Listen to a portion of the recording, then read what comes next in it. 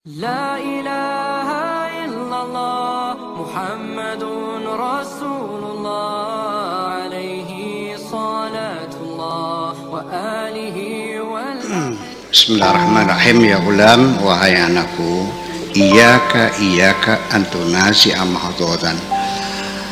Aku pesan kepadamu, jangan sekali-kali engkau berbantah, ya, memberikan perlawanan atau tidak menyukai orang yang punya keberuntungan, yang dapat petunjuk dari Allah, yang mendapat bimbingan Allah Subhanahu wa taala.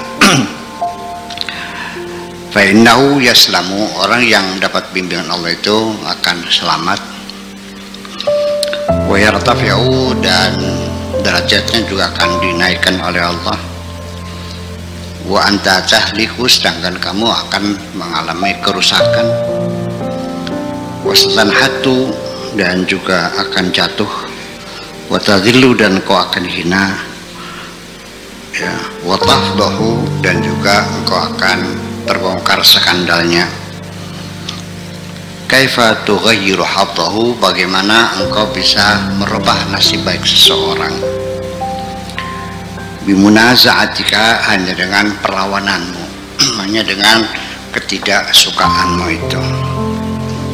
Waqad sabaqa ilmullah, padahal ilmu Allah telah mendahului bima huwa fih, bahwa dia akan bernasib seperti itu.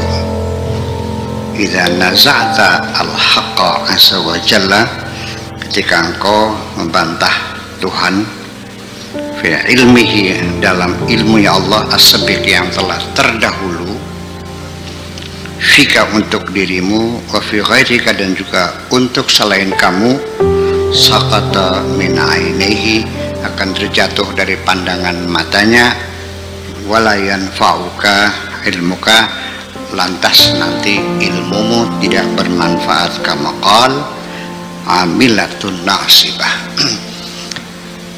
Jadi artinya nanti engkau akan mengalami sudah kerja keras, banting tulang peras keringat, tapi juga engkau tidak akan mendapatkan apa-apa. Maksudnya begini, artinya seperti saya sudah katakan, sebelum engkau meminta, cobalah persiapkan dirimu dahulu, bagaimana kira-kira engkau layak mendapat pemberian Allah.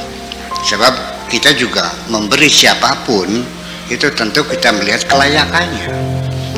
Itu menjadi standar dunia akhirat, kelayakan tuh ya berlaku pada siapapun.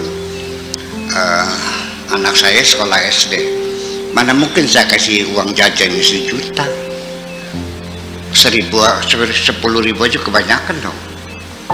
Nanti dia main ke sekolah gitu. Jadi artinya bahwa pada akhirnya keberuntungan itulah yang menjadi acuan kita. Yang penting kamu beruntung mendapat bimbingan Allah. Sebab sesungguhnya nanti pada akhirnya kita kembali kepada innallaha yahdi may yasha wa yudhillu may yasha. Yang menyesatkan itu Allah, yang memberi hidayah juga Allah. Nah, nanti pada akhirnya ketika Allah akan membimbing kamu sampai mengenal Allah, sudah barang tentu Allah akan memberikan kesempatan kepadamu dapat berkenalan dengan orang yang sudah kenal Allah. Nanti dialah yang akan mengantarkan kamu kepada pengenalan Allah itu sendiri. Terlalu banyak orang yang berguru dan tersesat, ya karena gurunya guru dalban, ya, ujung-ujungnya mencari merah delima, menggandakan uang Brazil, apalagi samurai, apalagi pering petuk, kemudian ya macam-macam itulah. Ya, jadi artinya kita nggak usah terburu-buru, ya, santai saja.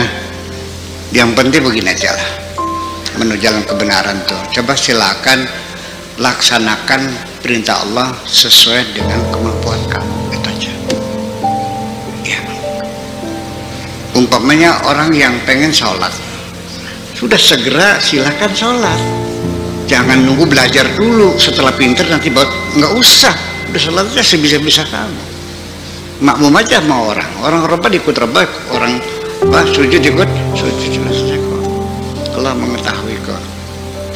Dan tidak mungkin Allah menuntut kita untuk melakukan sesuatu di luar kemampuan kita. Itu saja. Dan semuanya kalau kita bicara dibayar, semuanya dibayar.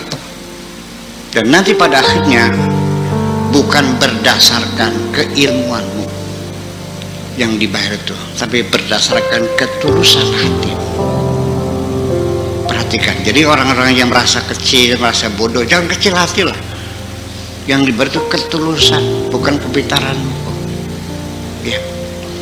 Malah saya ingin mengatakan bahwa kebanyakan orang ahli surga itu orang-orang yang lugu. Aghlabiyatu ahli jannati al-bulhu. Mayoritas kebanyakan yang orang yang masuk surga itu yang sederhana lah, lugu tuh, sederhana. Ya seperti kalian lah gitu lah. Yang pas-pasan gitu. Oke. Tubil'an ilallah azza wa jalla. Yang penting segera kamu bertobat kepada Allah subhanahu wa ta'ala. Al-ma'sumu kaisun atau kisun. Ya, menjaga diri, merawat diri itu bagus sekali. La taja' andal qasdi ilaih, jangan balik badan dari tujuanmu semula ingin menghadap Allah. Li ajli bala'in ansalahu bika, hanya karena Anda menghadapi musibah yang Allah turunkan kepada Anda. Ya, dapat musibah, kesulitan, jangan putus asa, jangan kembali, terus melangkah. Ya, jangan pernah berhenti. Intazir kasfahu angka, tunggu saja waktunya, Allah akan membukakan dirimu. Allah akan mengangkat segala musibah atas dirimu itu. Tunggu saja saatnya. Wala tai'as, dan jangan berputus asa. Fa inna min sa'atin ila sa'atin furjan, karena dari saat ke saat selalu saja Anda mendapatkan kemudahan dari Allah. Hidup itu selalu begitu, ada sulit, ada mudah, ada gampang, ada angel. Seperti hanya kita berjalan seperti roda menggelinding. Bisanya menggelinding yaitu banyak berputar. Kalau berputar tuh ada sebagian di bawah, sebagian di atas. Itu namanya hidup. Ada sakit, ada sembuh, ada sakit, ada sembuh. Ya, ada rezeki, ada belai. Orang dagang ya nanti ada untung, ada rugi. Selalu gitu. Nggak ada untung, nggak ada. Ya, dunia ini bukan surga. Ya, itulah diuji oleh Allah. Tunggu saja, jangan putus asa. Kenapa demikian? Firman Allah, kulla yaumin huwa fi sya'nin. Allah itu setiap hari dalam kesibukannya ngurusin kamu semuanya. Ya. Yang qulu min qaumin ila qaumin, yang diberikan giliran dari satu kaum ke kaum yang lain. Bukan hanya nasib perorangan, tapi nasib bangsa juga sama. Akan digilir oleh Allah Subhanahu wa taala. Peradaban dunia saja itu bergilir. Dari dulu mulai Yunani, pindah ke Romawi, pindah ke Persia, pindah ke Daulah Abbasiyah, pindah ke Daulah Umayyah, pindah ke Mongolia, terus pindah lagi ke Inggris, pindah ke Amerika, ya mungkin sebentar lagi ke Cina barangkali. Bergilir semuanya itu. Ya, apakah nanti Indonesia akan dapat bagian dari negara superpower? Wallah alam, kita nggak tahu. Tapi kalau persyaratannya ya ada sudah semua. Persyaratan untuk menjadi superpower sudah ada, cukup. Wilayahnya luas, Sabang Merauke 4 jam lah perjalanan pesawat tuh. Sumber daya alamnya, resourcesnya unlimited, resources tak terhingga. Penduduknya banyak, ya kan? Cuma satu, ekonomi selama itu aja kok. Tentara kita kuat sudah ke 16 kok kita itu masih. Jadi itulah. Jadi tinggal ekonomi maju, kita bisa menjadi superpower atau paling tidak diperhitungkan orang lah semacam itu. Ya, yang qulu min qaumin ila qaumin, isbir, mau selalu bersabar bersama Allah. Warda bi taqdirihi, dan engkau harus selalu menerima ya putusan-putusan Allah, takdir Allah kau terima dengan senang hati. jangan ada penyangkalan. Fa innaka la tadri la'allallahu yuhdithu ba'da dzalika amra. Kamu tidak tahu, barangkali saja Allah akan melakukan sesuatu perkara setelah itu. Allah mungkin akan melakukan sesuatu, menciptakan sesuatu setelah itu.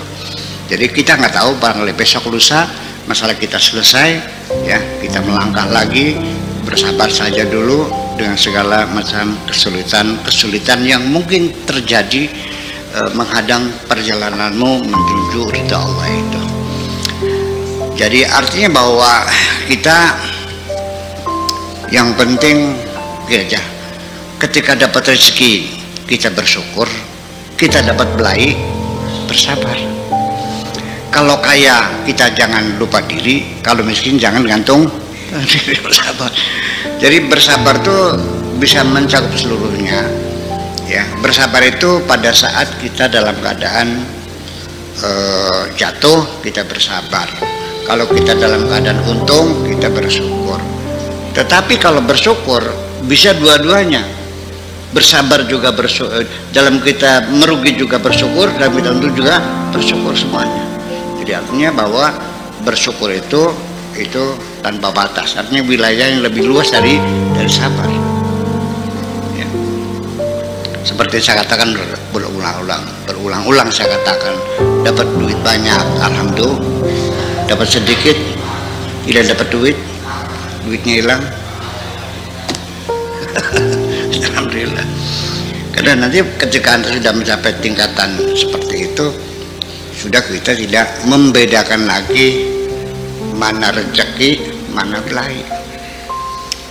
Sehat dan sembuh sama, dipuji, dicaci sama, sakit sehat sama, fakir miskin sama, semuanya. Karena bagaimanapun ketika kita menafsirkan musibah apapun yang terjadi pada diri kita dalam rangka itu sebagai pendidikan Allah yang maha pengasih, maha penyayang, jangan diartikan Allah sedang kejam kepada kita.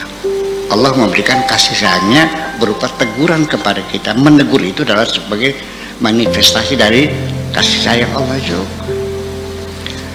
Anda punya orang tua enggak? Sayang enggak? Pernah dijewer enggak? Nah ketika jewer itu sayang enggak? Ya sudah selesai. Kenapa kita tidak bisa mengejawantahkannya kepada Allah seperti itu? Ya mungkin makanya ketika kita sedang menghadapi musibah, ya yang paling penting itu introspeksi lah. Barangkali aku salah.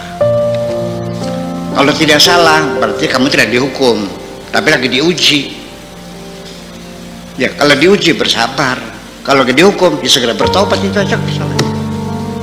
Bisa nggak membedakan antara diuji dengan apa tadi? Dihukum dan diuji.